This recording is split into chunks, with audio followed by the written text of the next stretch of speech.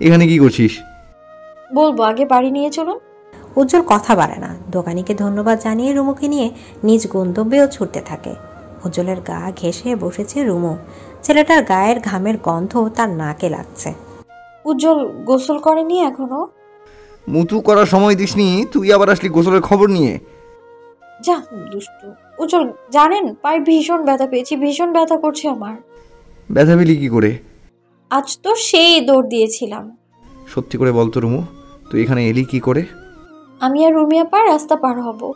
উর্মিয়াপা রাস্তার মাঝামাঝিতে আমিও পেছন পেছন আসছিলাম।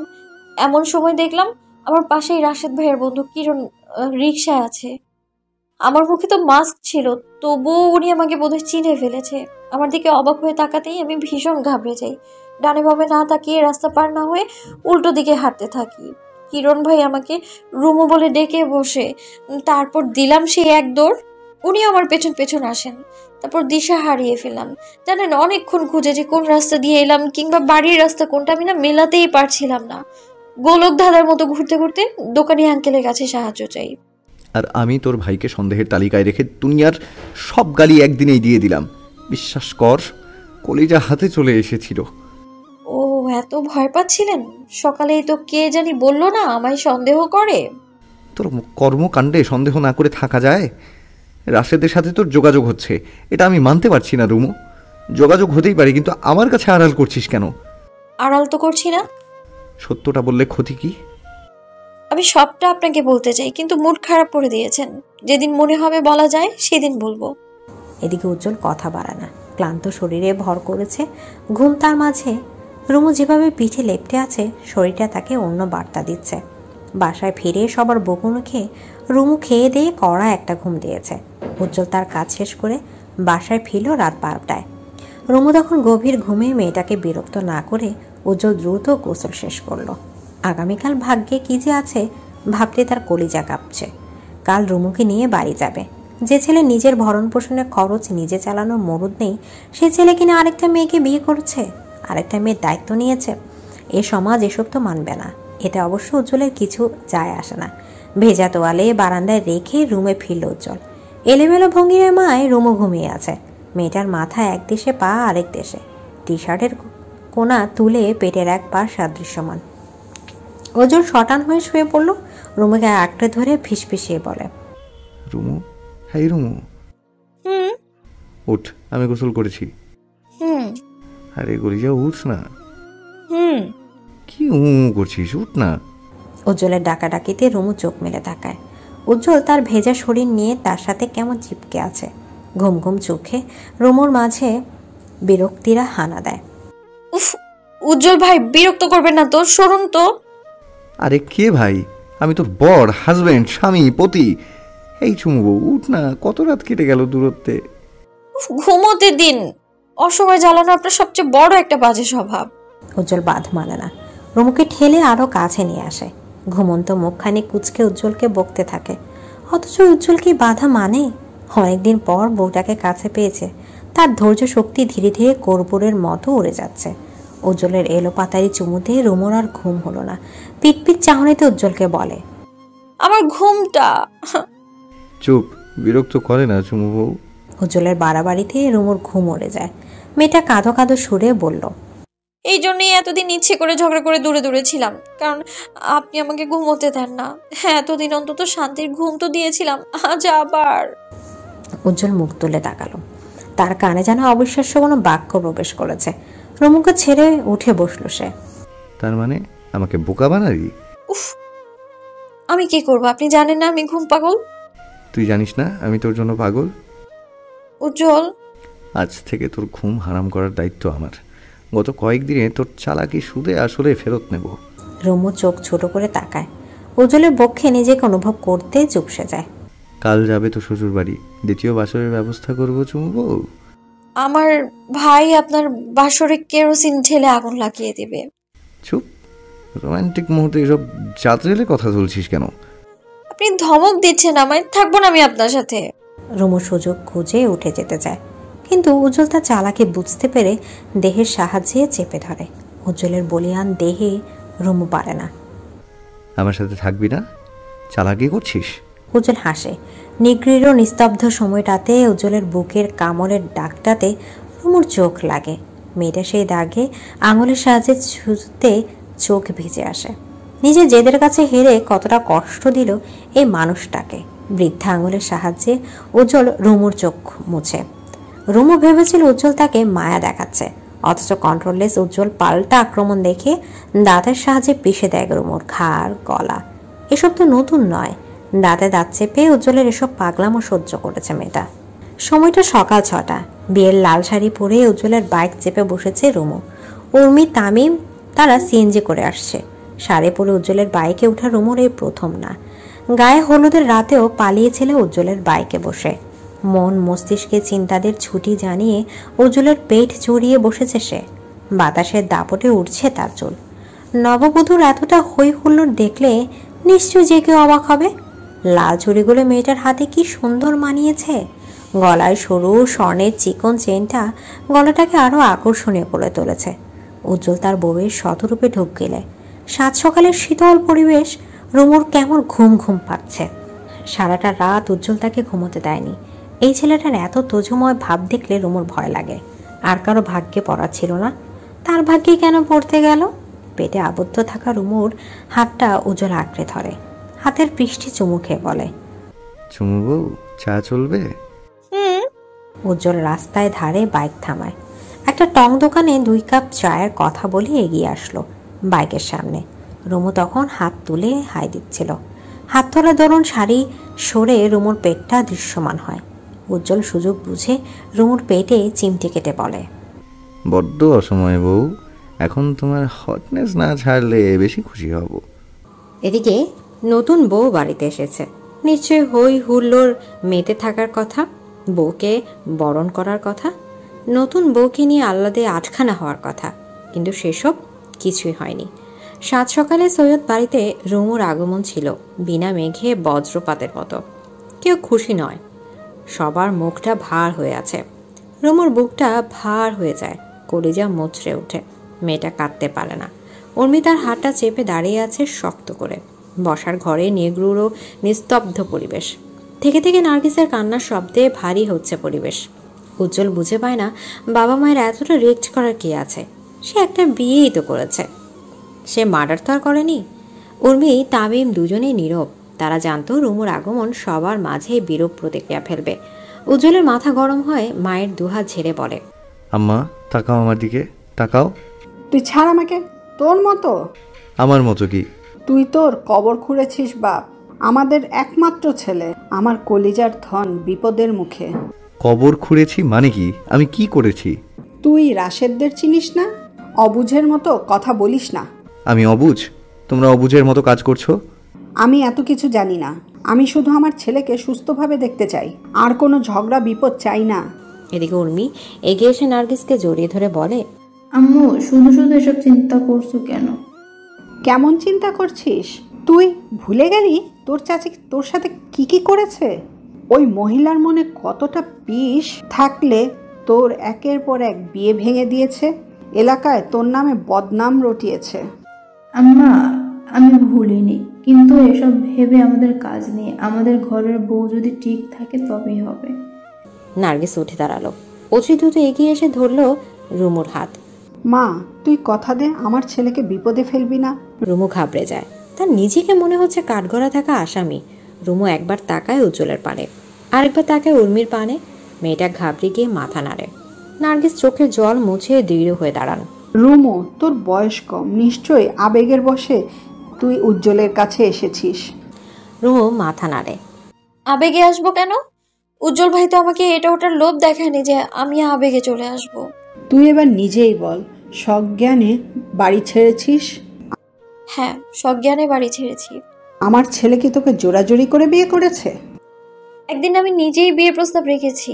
তোর মা ভাই যদি কেস মামলা করে, আমার ছেলের জীবন নষ্ট করে, এইসবের জন্য তুই দায়ী থাকবি। আমি আগেই বলে দিলাম, এখন যা যা বলেছিস ভবিষ্যতে এইসব কথা ভুলবি না। রুমু চুপ হয়ে যায়। মনে মনে মেয়েটা ভাবে, নতুন বউ বেশি লাল শাড়ি না পরে একটা কালো শাড়ি পরা উচিত ছিল। তার আজ শোক দিবস। যেভাবে সবাই জেরা করছে সে তো আসামি। তামিম উজ্জ্বলকে চুপ থাকতে বলে। সৈয়দ শামসুল এতক্ষণে মুখ খুললেন। তিনি তার গাম্ভীর্য বজায় রেখে বললেন, এই বিয়ে আমরা মানি না। মানাই নিশ্চয়ই, তোদের কিছু যায় আসে না। তোরা নিজেদের যুক্তিতে বিয়ে করেছিস, বিয়ে করে ক্ষান্ত হলি না, লুকিয়ে এতটা দিন ছিলি। তোরা যা ভালো মনে করেছিস তাই করেছিস, আমার আর কিছু বলার নেই। তবে উজ্জ্বল, তুই আমার ছেলে, তোর ভরণ পোষণের জন্য তুই আমার উপর নির্ভর। যেখানে তুই নিজেকে নিজে সামলাতে পারিস না, সেখানে তুই আর একটা মেয়ের দায়িত্ব নিয়ে নিলি। আমাদের একটাবার জানালিও না। যেহেতু তুই তোর যুক্তির কাছে সঠিক, এবার আমিও আমার যুক্তির কাছে সঠিক। তোর কিংবা তোর বউয়ের ভরণ পোষণের দায়িত্ব আমি নিতে পারবো না। আজ থেকে তুই তোর রাস্তা ধর। এসবের জন্য মোটেও প্রস্তুত ছিল না উজ্জ্বল। ছেলেটার মাথায় আচমকা যেন আকাশ ভেঙে পড়ল। এক মুহূর্তে মনে হলো পায়ের নিচের মাটিটাও নড়ে গেছে। বাবার এমন সিদ্ধান্তে উর্মি প্রতিবাদ করলো। আব্বা, এবার কিন্তু বাড়াবাড়ি হচ্ছে। উজ্জ্বল আপনার একমাত্র ছেলে, টাকা পয়সা আপনার অভাব আছে। এত এত উপার্জন করেও ছেলে আর ছেলের বউয়ের প্রতি অবিচার কেন করছেন? আমি ওদের বিয়ে করতে বলেছি নাকি আমি নিজে দাঁড়িয়ে থেকে বিয়ে দিয়েছি? আমি আমার সিদ্ধান্তে অটল। উজ্জ্বলের বউয়ের ভরণ পোষণ তার নিজেকেই নিতে হবে। তবে একটা সাহায্য করছি, তাদের বাড়ি থেকে বের করে দিচ্ছি না। এই বাড়িতেই তারা থাকবে, তবে হাঁড়ি আলাদা হবে। আব্বা, এসব ঠিক না। ওরা কি না কি খেয়ে থাকবে? উজ্জ্বলের ইনকাম আছে, সে যে আলাদা হবে, সব কিছুর ব্যবস্থা করবে। আমার তো মনে হচ্ছে আপনি সংসার ভাগ করছেন। উর্মি, আমার উপর কথা বলবি না। তোর যদি এত মায়া থাকে, ওদের নিয়ে এখান থেকে দূর হ। এতদিন যখন ওরা আমার কাছে ছিল, এখনো থাকবে। তোমাদের কতবার ফোনে বোঝালাম বিয়েটা মেনে নাও, আর এখনো। এই উজ্জ্বল, চল, তোরা আমার সাথে যাবে। উজ্জ্বল ঠায় দাঁড়িয়ে রইল, রুদ্ধশ্বাস ছেড়ে বলল, আপা, আমি কোথাও যাব না। আব্বা বলেছিল পড়াশোনা ছেড়ে ব্যবসায় বসতে। ঠিক আছে, আজ থেকে আমি ব্যবসায় বসবো। তখন নিশ্চয়ই আমাকে আকাইম্মা মনে হবে না। সৈয়দ শামসুল তাচ্ছিল্য হাসলেন। হাসতে হাসতে পুনরায় বসলেন সোফায়। আমার বাসায় বসে এত পাওয়ার তোকে দেখাতে হবে না। বুকে দম থাকলে নিজে করে দেখাও। এবার কি করবে তুমি সেটা নিজেই ভাবো। একের পর এক ধাক্কা হজম হলো না উজ্জ্বলের। প্রচণ্ড চিন্তায় যখন তার ভেঙে পড়ার কথা, অথচ উজ্জ্বল কঠিন পরিস্থিতিতে হেসে ফেলল। গলা ঝেড়ে কেসে বলে, আব্বা, রুমু এখনও অতিথি। আপনার ভাইয়ের মেয়ে, তাকে কি অযত্নে রাখলে চলে? আপনার ভাইয়ের কাছে আমি কিন্তু বিচার দিব। উজ্জ্বলের এমন আচরণে সবাই ভরকে যায়। উজ্জ্বল যেন এতে আরো বেশি আনন্দিত পায়। আব্বা, অতিথিকে কিভাবে আপ্যায়ন করবেন সেটা আপনার দায়িত্ব। অন্তত 3 দিন অতিথিকে আদর যত্ন করুন। এরপর অতিথির ব্যবস্থা আমি করে নেব। তাছাড়া দুলাভাই এসেছে, ভালো মন্দ রান্নার ব্যবস্থা করুন। আপনার সব বক্তৃতা শেষ, এবার আমি যাই। উজ্জ্বল নিজের রুমে চলে গেল, আর পেছনে ফেলে গেল 5 জোড়া হতবাক চোখ।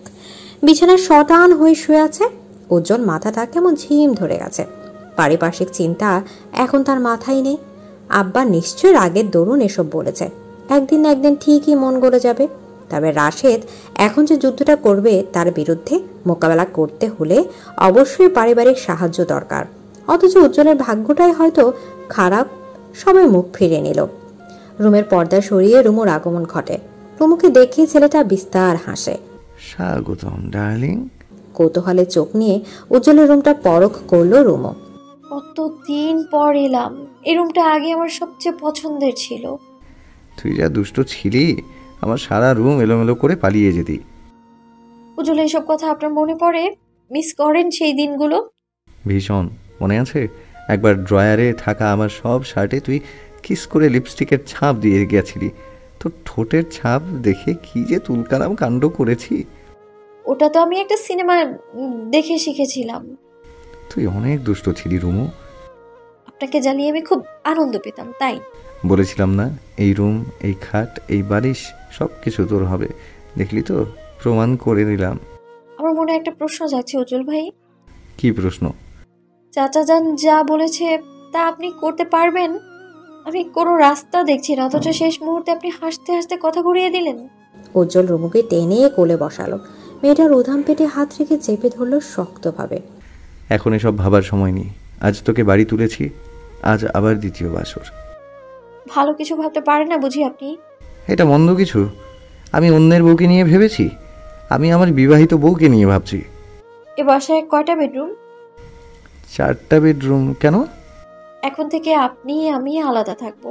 আপুর বাসায় সুযোগ ছিল না বলে কিছু বলিনি আমি। অসম্ভব। পাষাণ মহিলা, এই কথা বলার আগে তোর কলিজা কাঁপেনি? না, কাঁপেনি তো। নাটক করিস না, রাত হলে দেখা যাবে। উজ্জ্বল বউ নিয়ে বাড়ি ফিরেছে এবং সেই বউ রুমু এই কথাটা চারিদিকে বাতাসের গতিতে ছড়িয়ে পড়ল। রাশেদের সুপ্ত মস্তিষ্ক পুনরায় দাউ দাউ করে চলছে। বাড়ির উঠানে ঘন্টার পর ঘন্টা রুমু আর উজ্জ্বলকে উদ্দেশ্য করে গালাগাল করেছে। শেষ পর্যায়ে রুমুর মাও ধমকাধামকি শুরু করে, কিন্তু কেউ সাহস করে উজ্জ্বলের বাড়ির ত্রিসীমানায় আসার সাহসই করেনি। উজ্জ্বল প্রস্তুত ছিল, আজ তো ব্যথায় বলে ছক্কা চলবেই, অথচ ঝামেলা খুব বেশি হলো না। রুমু ভয়ে কুকড়ে ছিল। মেয়েটার ভীতু মুখখানি দেখে নার্গিস অবজ্ঞায় হাসলেন। একবার তো রুমুকে বলেও ফেললেন, এইসব যে হবে জানতিস না? ভেবে চিনতে যখন পালিয়েছিস, তবে এখন ভয় কেন পাচ্ছিস? শোন, আমার ছেলের যেমনি দায়িত্ব তোর উপর, তেমনি তোর দায়িত্ব আমার ছেলের উপর। তাকে এইসব ঝামেলা থেকে রক্ষা করার দায়িত্ব কিন্তু তোর। সে কথায় রুমু শুধু মাথায় নাড়ে, এছাড়া আর কিছুই বলার নেই তার। রাত হলো। রাতের খাবার খেয়ে যে যার রুমে ফিরল।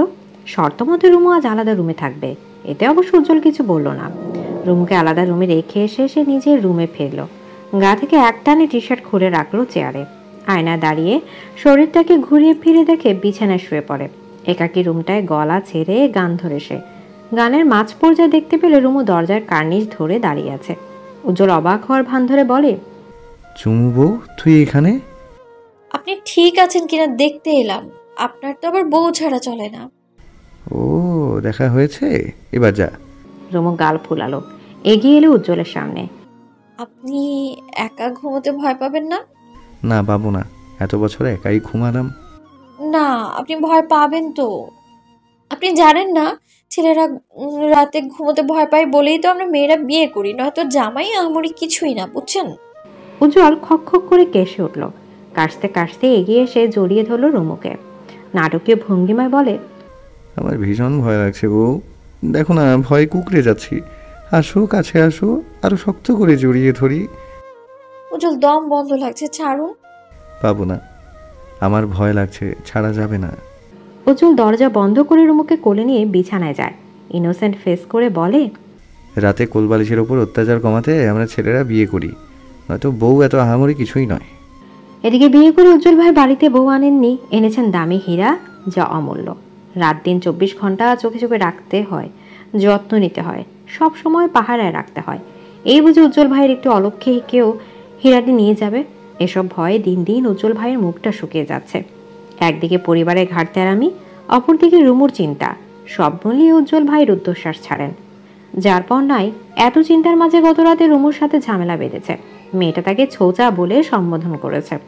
আশ্চর্য, উজ্জ্বল ভাই কি ছোচা হতে পারে? চকলেট প্রেমীরা যেমন চকলেট পাগল, আইসক্রিম প্রেমীরা যেমন গরম শীত বর্ষা কিছুই না মেনে গ্রো গ্রাসে সময় অসময় আইসক্রিমকে বরণ করে নেয়, বিরিয়ানি প্রেমীরা যেমন বিরিয়ানির সুঘ্রাণ পেলে মাতাল হয়ে ওঠে, তেমনি উজ্জ্বল ভাই তার বউকে দেখলে সকল ধ্যান ধারণা জলাঞ্জলি দিয়ে বেসামাল হয়ে ওঠেন। তাই বলে ছোচা ডাকবে? এত বড় অপমান না করলে কি চলে না? অন্যের বউয়ের কাছে কি উজ্জ্বল ভাই আবদার নিয়ে যায়? ঘরে নিজের একখানি দামি বউ আছে, তাহলে এসব বলে ভেবে কাজ নেই। উজ্জ্বল ভাই দ্বিতীয়বার রুদ্ধশ্বাস ছাড়েন। তার সামনে দাঁড়িয়ে থাকা মেয়েটি শাড়ি পরে রং ঢং করছে, ছবি তুলছে, অথচ উজ্জ্বল ভাই নীরবে নিভৃতে সবটা হজম করছেন। আজ এই বাড়িতে আসা তৃতীয় দিন। উজ্জ্বল সেদিন তার বাবাকে বলেছিল মেহমানকে অন্তত 3 দিন আদর যত্ন করতে হয়। সৈয়দ শামসুল তাই করলেন। 3 দিন ছেলেও ছেলের বউকে একসাথে খাওয়ার অনুমতি দিলেন, তবে এরপর থেকে তাদের হাড়ি আলাদা থাকবে। চুমু বউ, বলুন। কি বলবো? আপনি ডেকেছেন, আপনিই জানেন কি বলবেন। ও হ্যাঁ, ভালোবাসি। তা তো জানি। উত্তর দিবি না? উত্তর দিয়ে কি বিপদে পড়ব? মানে? শিয়ালকে কখনো মুরগি ধরতে দেখেছেন? গ্রামে নানার বাড়িতে দেখেছিলাম। আমি দেখিনি, তবে শুনেছি। বিয়ের পর থেকে তা অনুভব করছি। তাই আমার উত্তর এখন দেয়া যাবে না। শিয়ালটা যে ওত পেতে আছে। উজ্জ্বল ভাইকে শিয়ালের সাথে তুলনা। বেচারা উজ্জ্বল ভাই ফসফস শ্বাস ছাড়লো।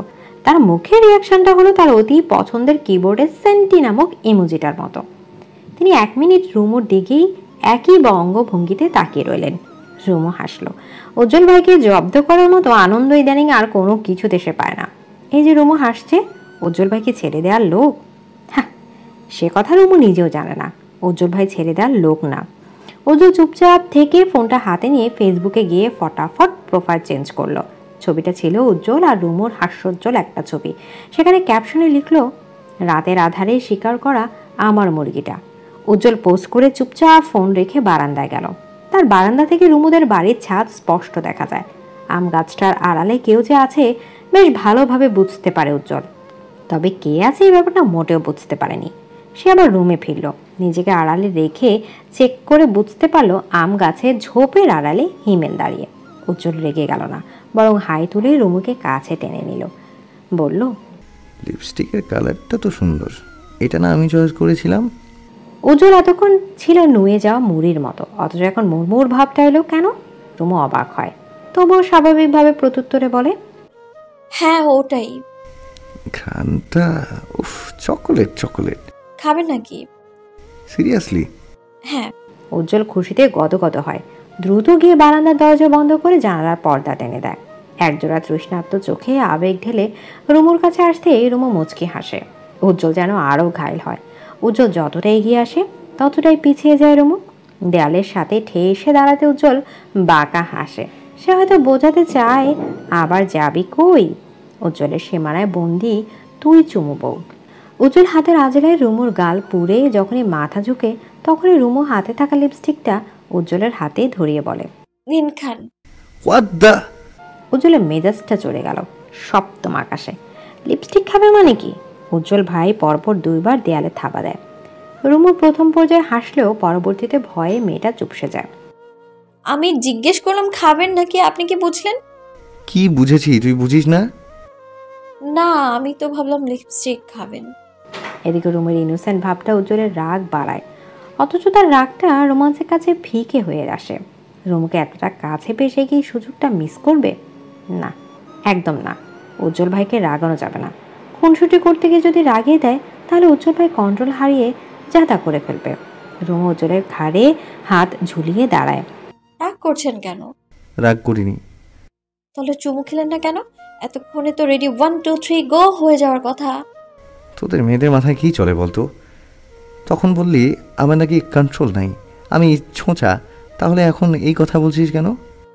আমি তো কত কথাই বলি। উজ্জ্বল আর চোখে তাকালো। তার বউটা ভীষণ বাজে। উজ্জ্বল বারান্দা দরজা খুলল। সেই সাথে জানালা পর্দা সরিয়ে রুমুকে কোলে তুলে বারান্দায় গেল। রুমু ভয় পায়, আঁকড়ে ধরে উজ্জ্বলের শার্টের কলার। উজ্জ্বল কি করছেন? আমার বাড়ির ছাদ থেকে কেউ দেখে ফেলে মান সম্মান সুপ হয়ে যাবে সব। হোক সুপ, এত ভয় পাচ্ছিস কেন? প্লিজ রুমে চলুন। আশ্চর্য, শ্বশুর বাড়ির সামনে বারান্দা থাকলেও তো বিপদ দেখছি। উর্মি আপার বাসায় বারান্দায় এত কিছু করলাম, নিষেধ করলি না, আর এখন আমার লাভ লস নাই, আমার লাইফটাই লস। একটা বিয়ে করলাম, শ্বশুর বাড়ির মথুর হাড়ি কিছুই কপালে জুটল না, বাবা মা ভিন্ন করে দিল, বউ ছোচা বলল, যাও একটা বারান্দা আছে, সেই বারান্দাতে রোমান্স করা নিষিদ্ধ। এই উজ্জ্বলের জীবনে আর কি আছে? রুমু ফিক করে হেসে ফেলল। তাদের খুনছুটি ছাদ থেকে দেখছিল হিমেল। হিমেলের মনে জেদ জন্মালো। রাগে বিবের হয়ে দাঁতে দাঁত কিরমিরে তাকিয়ে রইল। রুমু ছাদে তাকাতে হিমেলকে দেখতে পেয়ে ভড়কে যায়। উজ্জ্বলের ঘাড় আরো শক্ত করে ধরে বলে, উজ্জ্বল চলুন, হিমেল এখানে। জানি। জানেন মানে? আমার ভয় করছে, প্লিজ চলুন না। জানি মানে জানি, তাকে দেখাতে হবে তো আমরা কতটা হ্যাপি আছি। রুমু পুনরায় হিমেলের পানে তাকায়। উজ্জ্বল রুমুকে নিয়ে চলে যায় রুমে। তো ছবি তোলা শেষ? তাহলে এখন কি আমাকে সময় দেয়া যাবে? আমার ভয় করছে, হিমেল ভাই হঠাৎ এই বাড়িতে কেন এলো? সে আসতেই পারে, তবে সত্যি করে বল, রাশেদের সাথে তোর যোগাযোগ হয়? না না, যোগাযোগ হয়নি। আপনি বিশ্বাস করছেন না? আপনার রোমান্সের কসম আমি। উজ্জ্বল তেতে উঠলো, রুমুকে ঠাস করে কোল থেকে ফেলে দিল বিছানায়। কত বড় সাহস! উল্টাপাল্টা কসম কাটতে তোকে কেউ বলেছে? তোর উল্টাপাল্টা কসমে যদি আমার রোমান্স এফেক্ট পড়ে, তখন যদি কলিকাতা হারবালের প্রয়োজন পড়ে যায়, তখন কি হবে? রুমু চমকে যায়, কোনো মতে কোমরের হাত রেখে উঠে বসে।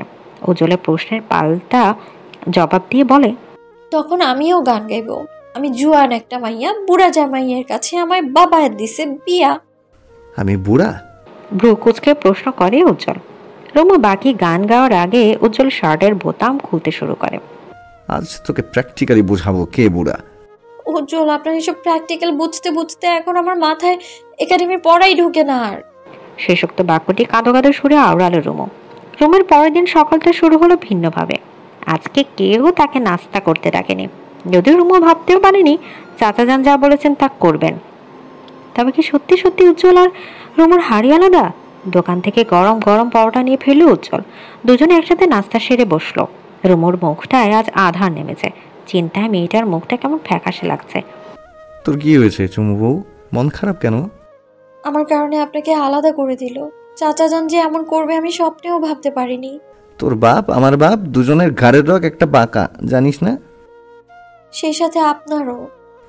কাজ ছেড়ে দেখতে হবে তো। এখন কি করবেন উজ্জ্বল? এমন তো না যে চাকরি পেয়ে যাবেন বা জমানো মোটা অঙ্কে টাকা আছে। তোকে এত কিছু ভাবতে বলেছি আমি? তোর দায়িত্ব আমি নিয়েছি, তাই সব চিন্তা আমার। তোর দায়িত্ব শুধু তুই আমাকে সাপোর্ট করবি, আমার পাশে থাকবি, মাঝে মাঝে উপরে নিচেও থাকতে পারিস, সমস্যা নেই। রুমু কোলের বালিশটা ছুড়ে দিল উজ্জ্বলের গায়ে। সিরিয়াস কথায় মজা ওড়ানোর মানে আছে? নার্গিস সকাল থেকে উজ্জ্বল এবং রুমুর উপর নজর রাখছেন। যতই রাগ জেদ দেখানো হোক, মন তো মানে না। উজ্জ্বল কম যায় না। দুপুরে বিরিয়ানির প্যাকেট নিয়ে বাড়ি ফিরল সে। সৈয়দ শামসুল এবং নার্গিস তখন খেতে বসেছেন। উজ্জ্বল তাদের দেখে গলা ছেড়ে বলে, উচিত কথার ভাত নাই তো কি হয়েছে, বিরিয়ানি তো আছে, আজ থেকে বিরিয়ানি খাবো। ছেলের কাণ্ডে নার্গিস আড়ালে মুচকি হাসলেন। সৈয়দ শামসুল তাচ্ছিল্য হেসে বলেন, যাও যাও, এতই সোজা, কতদিন খেতে পারো দেখবো। উজ্জ্বল বাবার কথায় পাল্টা উত্তর দিয়ে বলে, দাঁত আছে যতদিন, খেয়ে যাব ততদিন। উজ্জ্বল ভাইয়ের স্বল্প সময়ের মজা যে অন্যদিকে মন নেবে কে জানতো। গতকাল প্রোফাইলে পিকটা হঠাৎ ভাইরাল হয়ে যায়। নানা পাবলিক পেজে তাদের নিয়ে চলছে মাতামাতি। এছাড়াও কেউ কেউ ফেসবুক প্রোফাইলটি শেয়ার করে বিভিন্ন প্রতিক্রিয়াও জানাচ্ছে। যদিও সবাই মজার ছলে নিয়েছিল ব্যাপারটি, ভাইরালের ব্যাপার নিয়ে রুমুর কোনো ভাবাবেগ নেই। উজ্জ্বল ভাই যে এমন একটা কাজ করতে পারে কখনো তার ভাবনায় আসেনি। ভাইরাল ছবিটি দেখে রাশেদ হিমেল বেজায় চটে আছে। তাদের সুখের সম্পর্ক ওদের কাছে যেন বিস্ফোরা। সামনে ফাইনাল পরীক্ষা, এভাবে আর কতদিন ঘরবন্দি থাকা যাবে? পড়াশোনা ব্যাপক হচ্ছে বিধায় উজ্জ্বল রুমুকে নিয়ে আজ কলেজে গেল। উজ্জ্বলের বাইকে চড়ে কলেজের সামনে নামতেই পরিচিত সবাই তাদের দিকে অবাক পানে তাকিয়ে আছে।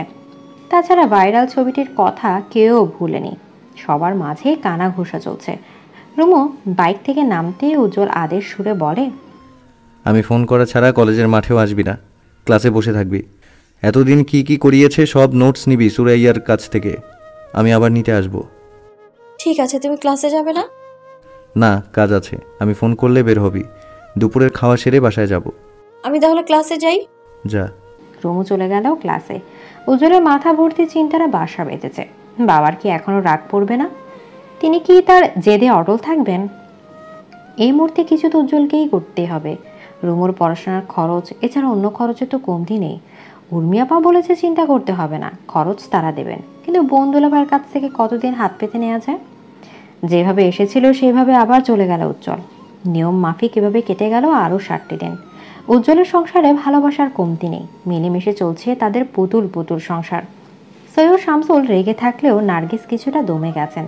মাঝে মাঝে তার রান্না করা খাবার আড়ালে উজ্জ্বলের রুমে রেখে যান। রুমুর সাথেও ইনিবিনে কথা বলেন। মনকে বুঝে তিনি উত্তর পায় না। কার উপর রাগ করবেন তিনি? ছেলের বউয়ের উপর। ছেলের বউটাকে তো ছোটবেলা থেকে নিজ হাতে গড়ে মানুষ করেছেন।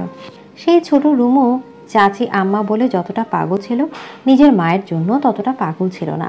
অপরদিকে উজ্জ্বলের উপর রাগ দেখাবে। বুঝাবার পর থেকে উজ্জ্বলের একটাই কথা, সৈয়দ বাড়ির বউ রুমু হবে, আর কেউ নয়। দুজন যখন দুজনকে মেনে নিয়েছে তখন তাদের রাগ করাতে কি যায় আসে? এসব যুক্তি সৈয়দ শামসুলের কাছে খাটে না। তিনি তার যুক্তিতেই অনড়।